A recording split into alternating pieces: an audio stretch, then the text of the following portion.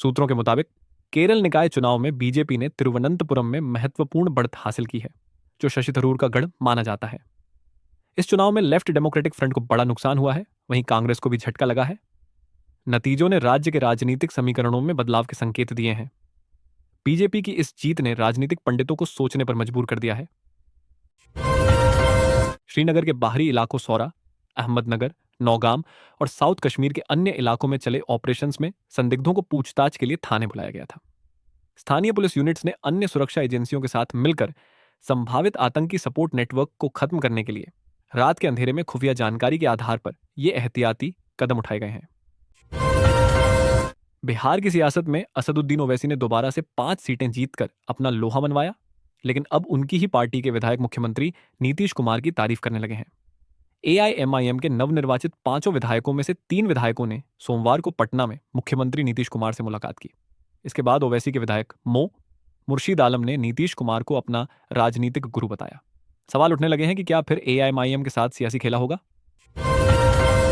अन्ना हजारे ने महाराष्ट्र में लोकायुक्त कानून लागू न होने पर नाराजगी जताते हुए 30 जनवरी से रालेगण सिद्धि में आमरण अनशन का ऐलान किया है।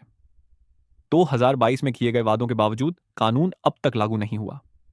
हजारे ने बताया कि उन्होंने 7 बार देवेंद्र फडणवीस को खत लिखा, पर कोई जवाब नहीं मिला, इसलिए अब निर्णायक लड़ाई शुरू करेंगे। असम के मुख्यमंत्री हिमंता बिस्वा शर्मा एजेंडा आज तक के मंच पर कांग्रेस सांसद और लोकसभा में नेता प्रतिपक्ष राहुल गांधी पर जमकर निशाना साधा। उन्होंने कहा कि राहुल गांधी उनके लिए बड़े प्रचारक हैं और उनके आने से कांग्रेस को नुकसान होता है। हिमंता ने राहुल के खिलाफ कटुता से इनकार करते हुए कहा कि वे उन्हें जानते हैं लेकिन महत्व नहीं देते। उन्होंने बिहार चुनाव में राहुल के हस्तक्षेप को महागठबंधन की हार का कारण बताया। बातचीत के दौरान जब उनसे पूछा गया कि आप राहुल गांधी को करीब से जानते हैं, तो उन्होंने टोकते हुए कहा कि करीब से नहीं, बस मैं उन्हें जानता हूं। करीब से उन्हें कौन कौन जानता है मुझे नहीं पता, पर मैं उन्हें जानता हूं। पूर्व केंद्रीय मंत्री और पूर्व कांग्रेस नेता अश्विनी कुमार ने एक कार्यक्रम के दौरान कहा कि कांग्रेस के बिना देश में एक असरदार विपक्ष की कल्पना नहीं की जा सकती है, लेकिन पार्टी ने देश में कहीं ना कहीं अपनी जमीन खो दी है। उन्होंने कहा कि पार्टी के फिर से खड़ा करना एक बड़ी जिम्मेदारी है। संसद में वंदे मातरम पर चर्चा के दौरान रक्षा मंत्री राजनाथ सिंह ने भी अपनी बात रखी। उन्होंने कहा कि वंदे मातरम के साथ न्याय नहीं हुआ, इसे साइडलाइन कर दिया गया। रक्षा मंत्री राजनाथ सिंह ने लोकसभा में कहा कि आज जब हम राष्ट्रीय गीत की एक 150 वर्ष की गौरवशाली यात्रा का उत्सव मना रहे हैं, तो यह सच स्वीकार करना होगा कि वंदे मातरम के साथ जो न्याय होना चाहिए था, नहीं हुआ। उन्होंने कहा कि वंदे मातरम अपने आप में पूरा है, लेकिन इसे अधूरा रखने की पूरी कोशिश की गई। भाजपा के वरिष्ठ नेता और केंद्रीय मंत्री पंकज चौधरी शनिवार को नामांकन प्रक्रिया पूरी होने के बाद भाजपा की उत्तर प्रदेश इकाई के नए अध्यक्ष बनने जा रहे हैं।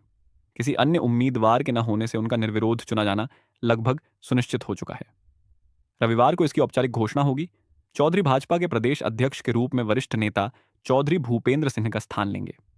पार्टी सूत्रों ने बताया कि नामांकन प्रक्रिया का सुचारू रूप से संपन्न होना प्रदेश और केंद्रीय नेतृत्व में सहमति को दर्शाती है।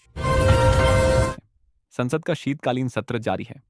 सोमवार को इस सत्र के 6वें दिन लोकसभा में वंदे मातरम की 150वीं वर्षगांठ पर खास चर्चा हुई। इसकी शुरुआत दोपहर 12 बजे पीएम मोदी ने ही की। 10 घंटे तक चली इस चर्चा के दौरान पक्ष विपक्ष दोनों ने अपने तर्क रखे। इसी दौरान देर रात चर्चा के बीच एक वाकया ऐसा भी आया जब मौजूद सांसद सदस्य खिलखिला के हंस पड़े।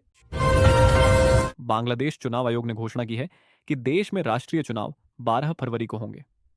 देश के मुख्य चुनाव आयुक्त एएमएम नासिर उद्दीन ने राष्ट्र को संबोधित करते हुए चुनाव कार्यक्रम की घोषणा की। खास बात यह है कि इसी दिन देश में जनमत संग्रह भी होगा।